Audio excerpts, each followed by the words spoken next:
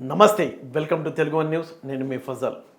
మనతో పాటు ప్రముఖ రాజకీయ విశ్లేషకులు అంకమరావు గారు ఉన్నారు. ఆయనతో చర్చ చేద్దాం. సార్ నమస్తే. నమస్తే ఫజల్ గారు. సార్ ఏంటి సార్, మన ముఖ్యమంత్రి జగన్మోహన్ రెడ్డికి ఎండ దెబ్బ తగిలిందా లేకపోతే కూటమి దెబ్బ గట్టిగానే తగిలిందా? దేనికంటే ఆయన మాటల్లో బేలగా వస్తున్నాయి. నా వెంట్రుకు కూడా పీకలేరు అనే జగన్మోహన్ రెడ్డి అసలు ఎన్నికలు సజావుగా జరుగుతాయా అంటూ భయపడుతూ మాట్లాడుతున్నాడు. ఈ తేడా ఎందుకు వచ్చింది? ప్రజల దెబ్బ తగులుతుంది. ప్రజలు ఒక నిర్ణయానికి వచ్చారు. ఓకే, ఎన్ని సంవత్సరాలని ఎన్ని రోజులని ఇప్పుడు దాకా ఎదురు చూశారు. మామూలుగా సహజంగా ఫాజిల్ గారు ఎట్లా ఉంటుందంటే, ఏ రాజకీయ పార్టీ అయినా సరే ఎన్నికలు ఇప్పుడు వస్తాయా మనం అధికారంలో రావాలని కోరుకుంటారు. అవును. కానీ ప్రజలు కోరుకున్నారు ఆంధ్ర రాష్ట్రంలో ఎంత తొందరగా ఎన్నికలు వస్తాయా, ఎంత తొందరగా ఇప్పుడున్న ప్రభుత్వాన్ని ఇంటికి సాగనంపుదామని చెప్పని. అసలు లీడర్లు కోరుకోవాలి, ప్రజలు కోరుకున్నారు. ప్రజలు కోరుకుంటేనే ఈ మార్పు వచ్చింది. ఓకే, నాయకులు కోరుకుంటే రాలేదు ఇది. ఓకే, ప్రజలు వాళ్ళకై వాళ్ళు తెలుసుకొని జరుగుతున్నటువంటి విధ్వంసాన్ని దృష్టిలో పెట్టుకొని, రాష్ట్రానికి జరుగుతున్న అన్యాయాన్ని దృష్టిలో పెట్టుకొని, ప్రజలకి జరుగుతున్నటువంటి ఒక రకంగా కాదు, ఇప్పుడు విద్యార్థులకు కావచ్చు, యువతలు మరి మహిళలకు కావచ్చు, రైతులకు కావచ్చు, ఉద్యోగస్తులకు కావచ్చు, ఆ వర్గం ఈ వర్గం అని లేకుండా అన్ని వర్గాల వారికి ఎంత అన్యాయం జరిగిందో ఇప్పుడు ప్రత్యక్షంగా వాళ్ళకి అర్థమైపోయింది. కాబట్టి వాళ్ళు తిరగబడ్డారు ఈరోజు. ఓకే, పబ్లిక్లో తిరుగుబాటు వచ్చింది. దాని పర్యవసానమే ఇప్పుడు ఇది. దాని తోడు మీరు అన్నట్టు అధికారులని తొలగించటం. మిగిలిన ఎన్నికలు జరుగుతున్న 29 రాష్ట్రాల్లో, కేంద్రపాలిత ప్రాంతాల్లో చూసుకుంటా ఉంటే ఇక్కడ జరిగినట్టుగా 9 మంది ఐపీఎస్ అధికారులను కావచ్చు, 3 ఐఏఎస్ అధికారులను కావచ్చు మార్చిన సందర్భం ఎక్కడ కూడా లేదు. దేశంలో మరి ఎక్కడ ఏ రాష్ట్రంలో కూడా జరగలేదు. ఇప్పుడు ఏంటంటే ఇంకా అన్నిటికంటే ముఖ్యమైనది ఏంటంటే, ఎవరైతే ప్రధాన కార్యదర్శి గారు ఉన్నారో ఇప్పుడు రాష్ట్రానికి, ఆయన జవహర్ రెడ్డి గారు, ఆయన మారిస్తే ఇంకా చాలా పరిష్కారం అయి ఉండేది. ఆయన ఒక్కటి ఎందుకు మార్చలేదు ఇప్పుడు అర్థం కాని పరిస్థితి. ఇంకేముంది, ఇప్పుడు ఈ రోజుకి ఆ రోజు చూసుకుంటే మధ్య 4 రోజులు ఉన్నాయి. అవును.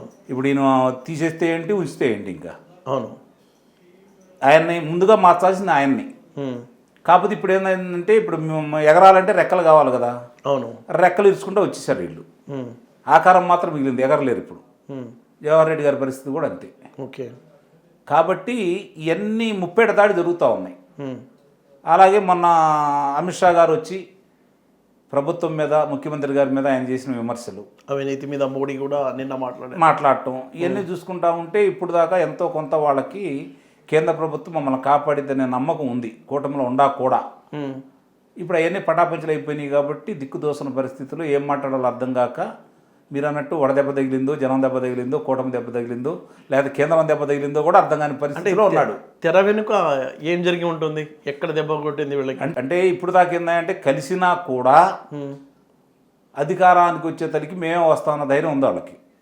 కానీ కేంద్రం ఏం చేసిందంటే, వాళ్ళకి ఇప్పటికి 4 సార్లు వాళ్ళ వేగుల ద్వారా సమాచారాన్ని సేకరించిన తర్వాత తెలుగుదేశం పార్టీకి, జనసేన కూటమికి 140 పై స్థానాలు వస్తాయని చెప్పి వాళ్ళకి తెలిసిన తర్వాత ఈరోజు ఇక వాళ్ళు కూడా మరి ఓడిపోయే వాళ్ళ కోసం ఎందుకు కొమ్ము కాస్తారు? అవును, అంటే బీజేపీ అంటే వాళ్ళంతా గుజరాత్ వ్యాపారస్తులు కదా, ఇంతకాలం మౌనంగా ఉండి ఒకేసారి ఇద్దరు కూటమి పూర్తిగా సపోర్ట్గా నిలబడ్డారంటే పక్కా సమాచారంతోనే అనుకోవచ్చు. అంతే, అందుట్లో అనుమానం ఉంది దాంట్లో. అవును, అంతేగాని చంద్రబాబు నాయుడు గారి మీద, పవన్ కళ్యాణ్ గారి మీద, ఆంధ్ర రాష్ట్రం మీద ప్రేమ అయితే మాత్రం కాదు. అవును, ఇందుట్లో ఎలాంటి సందేహం కూడా ఏం లేదు. ట్రెండ్ పూర్తిగా రాజకీయం, ఏ రాజకీయ పార్టీ అయినా ఆ రాజకీయ పార్టీకి ఏది లాభం చేకూరుతుందో అదే చేసుకుంటారు. అవును, ఇప్పుడు ఫక్తు రాజకీయ పార్టీగా భారతీయ జనతా పార్టీ వాళ్ళకి ఉపయోగం. ఎందుకంటే ఈ రాష్ట్రం నుంచి చట్టసభలలో వాళ్ళ మనుషులు ప్రాతినిధ్యం వహించాలి అంటే తెలుగుదేశం పార్టీ, జనసేన కూటమి కావాలి. ఇప్పుడు బీజేపీ యూటర్న్ వెనుక మతలబ్ అదేనా? అంతే, అందుట్లో అనుమానం ఏముంది? రాజకీయ స్వార్థమే కదా ఎవరైనా. ఓకే, అంతే. ఏ పార్టీ, అందులో ఆ పార్టీ ఈ పార్టీ మినహాయింపేం లేదు. ఏ పార్టీ అయినా తన పార్టీ బాగుండాలా, తన రాజకీయంగా తనకి రాజ్యాధికారం తన చేతుల్లో ఉండాలని కోరుకుంటాయి. అంటే ఈ ముఖ చిత్రం మారిపోవడానికి ప్రధాన కారణం ఏమై ఉంటుంది? ఈ ల్యాండ్ సీలింగ్ యాక్టేనా? జగన్మోహన్ రెడ్డి గారు ఓకే సర్వాంతర్యామి, అన్నిటికీ ఆయనే. ఓకే, ఇంక వేరే వాళ్ళు ఎవరూ లేరు. జగన్మోహన్ రెడ్డి గారి వైఫల్యం, జగన్మోహన్ రెడ్డి గారి పాలనాపరంగా ఆయన తీసుకుంటున్నటువంటి నిర్ణయాలు, ఇప్పుడు మీరు అన్నట్టు ఈ ల్యాండ్ టైటింగ్ అనేది యాక్ట్ అనేది ఆయనకి శరాఘాతంలో తగిలింది. ఓకే, మామూలుగా తగల ఇది ఇంకొంచెం విపులంగా కనుక ఇంకా ప్రజల దగ్గరికి వెళితే నా ఉద్దేశం ప్రకారం 70-80% ఓట్లు వస్తాయి వీళ్ళకి కూటమికి. ఓకే, ఇంకొంచెం ఇంకా 4 రోజులు సమయం ఉంది. వాళ్ళు ప్రజల దగ్గరికి వెళ్ళి ఇదే చెప్పాలి, ఇంక వేరేం చెప్పాల్సిన పని కూడా లేదు. అవును, ఇప్పుడు మన ఆస్తులు మనవి కాదు. అవును, మళ్ళీ వస్తే ఎందుకు దీనివల్ల ఉండవంటే లోటుపాట్లు ఏంటి, జరిగే నష్టాలు ఏంటి, ఒక్క లాభం కూడా లేదు దీంట్లో. అవును, జరిగే నష్టాలు ఏంటి, లాభాలు ఉన్నాటిని తొలగించేసి నష్టాలు మాత్రమే పెట్టాడు, పొందుపరిచాడు దాంట్లో. అవును. అంటే తెలంగాణలో ఒక పాట ఉండేది, గద్దరు పాడిన పాట, మా భూములు మాకేనని తిరగబడ్డ తెలంగాణ అన్నట్టు. ఇప్పుడు ఆంధ్రాలో రైతులంతా తిరగబడ్డారు. రైతులు కాదండి, అందరూ కూడా. ఇప్పుడు చాలా మంది ఏమనుకుంటున్నారంటే పొలాల గురించి అనుకుంటారు. పొలాలు కాదు, స్థలాలు కాదు, ఇళ్ళు కాదు, అన్నీ దీని కిందకు వస్తాయి. అన్నీ దీని కిందకు వస్తాయి. ఓకే, ఇప్పుడు ఒక పిల్లవాడిని విదేశాలకు చదివించాలి. అవును, అతనికి మనం బ్యాంక్కి వెళ్ళేసి రుణం కోసం వెళ్తాము. వాళ్ళు అప్పిస్తామంటారు, పత్రాలు తీసుకురమ్మంటారు, పత్రాలు పరిశీలిస్తారు.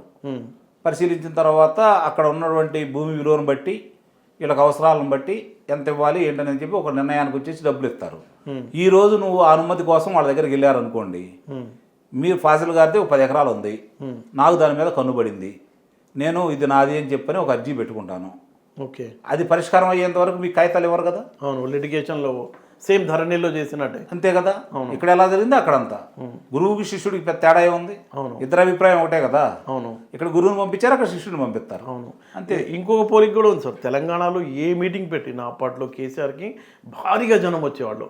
సేమ్ జగన్మోహన్ రెడ్డి సిద్ధం కానీ మేమంతా సిద్ధం సభలకు కూడా భారీ ఎత్తున జనం వస్తున్నారు. కానీ రిజల్ట్ చూస్తే కంప్లీట్ తేడా అనిపించింది. ఇప్పుడు పథకాలు తీసుకునే వాళ్ళు ఉంటారు, దౌర్జన్యం చేస్తున్నారు, మనకెందుకులే వెళ్దాం, వెళ్ళేందుకు 200-300 కూడా ఇస్తున్నారు కదా, ఊరికైతే వెళ్తలేదు కదా, డబ్బులు వస్తుంది కాబట్టి వెళ్తున్నారు. ఓకే, ఓట్లు అనేది వాళ్ళ ఇష్టం కదా. ఓకే, ఇక్కడ ఎలా చేశారు అక్కడ అంతకంటే ఎక్కువ చేస్తారు. ఇక్కడ ధరణి వల్ల ఇబ్బందులు పడ్డారు, వేరే ఇబ్బందులు పడ్డారు తప్ప దౌర్జన్యాలు, దోపిడీలు ఇవన్నీ లేదు కదా. ఇక్కడ ప్రజల్ని ఇలా దోచుకోలేదు కదా. ప్రభుత్వ పరంగా వాళ్ళు ఏం చేసుకున్నారో అది వేరే విషయం, కానీ అక్కడ అలా కాదు కదా. అవును, కాబట్టి ఇంకా ఎక్కువ నొప్పి తగిలిద్ది. అది ఇప్పుడు అమిత్ షా మాట్లాడుతూ ఆయన చెప్పాడు, అమరావతికి సపోర్ట్ చేస్తా, పోలవరానికి సపోర్ట్ చేస్తాం. నిన్న మోడీ మాట్లాడుతూ కూడా అవినీతి గురించి మాట్లాడారు. ఇది ప్రజలపై ఎలాంటి ప్రభావం చూపుతుంది అనుకుంటున్నారు? వాస్తవం చెప్పాలంటే ఫజిల్ గారు, మీకు ఇబ్బందిగా ఉండా, ప్రజలకు ఇబ్బందిగా ఉండా, మోడీ గారు ఏం మాట్లాడారా, అమిత్ షా గారు ఏం మాట్లాడారా అనే ఆలోచన ప్రజలకు లేదండి. జగన్మోహన్ రెడ్డి గారిని దించాలనే ఆలోచనలోనే ఉన్నారు. ఓకే, అది మాత్రం వాస్తవం. అదే ప్రభావం చూపుతుంది ఇక్కడ, అంత తప్ప వేరే ఏమీ లేదు. వీళ్ళు చేస్తే నమ్మే పరిస్థితుల్లో లేరు, అది చెబుతున్నాం చాలా స్పష్టంగా. ఓకే, నేను గతంలో చేయలేదు కదా వీళ్ళు. అవును, ఈరోజు ఏదో కూటమిలో కలిశారని వాళ్ళు మనం పొగడాల్సిన అవసరమే లేదు. గతంలో చేయలేదు కదా. అవును, గతంలో నిలబెట్టుకోలేదు కదా. అమరావతి రాజధాని, మీకు రాష్ట్రాలకు అధికారాలు ఏముండయి, ఎందుకు ఇలా చేస్తున్నారు ఒక మాట అంటే వీళ్ళు ముందుకు వెళ్ళరు కదా. అవును, అనలేదు కదా. అవును, కాబట్టి ప్రజలు వాళ్ళు అంటే విశ్వసిస్తారని అయితే నేనైతే నమ్మట్లా. అవును, ఇక్కడ అతని వైఫల్యాలు, అతను చేసిన అరాచకానికి ప్రభుత్వం ఇప్పుడు వరకు కూడా ఇంకా దాడులు జరుగుతూనే ఉన్నాయి కదా. అవును, ఎన్నికలు సజావుగా జరుగుతాయి అన్న నమ్మకం అయితే లేదు కదా. ఇప్పుడు కూడా దాడులు జరుగుతూనే ఉన్నాయి కదా. అవును, రేపు పొద్దున ఏంటి పరిస్థితి, ఇదే కదా ప్రజలు ఆలోచించుకుంటుంది ఇప్పుడే ఎట్లా ఉంటే. కాబట్టి ఈ ప్రభుత్వాన్ని ఎంత తొందరగా ఇంటికి పంపిద్దామని చెప్పి ఆతృతగా ఎదురు చూస్తుంది ఎవరు అంటే ప్రజలు. ఓకే, అది మీరు మొన్న వెళ్ళి చూసి వచ్చినట్టున్నారు, ఏపీలో విజిట్ చేశారు కదా.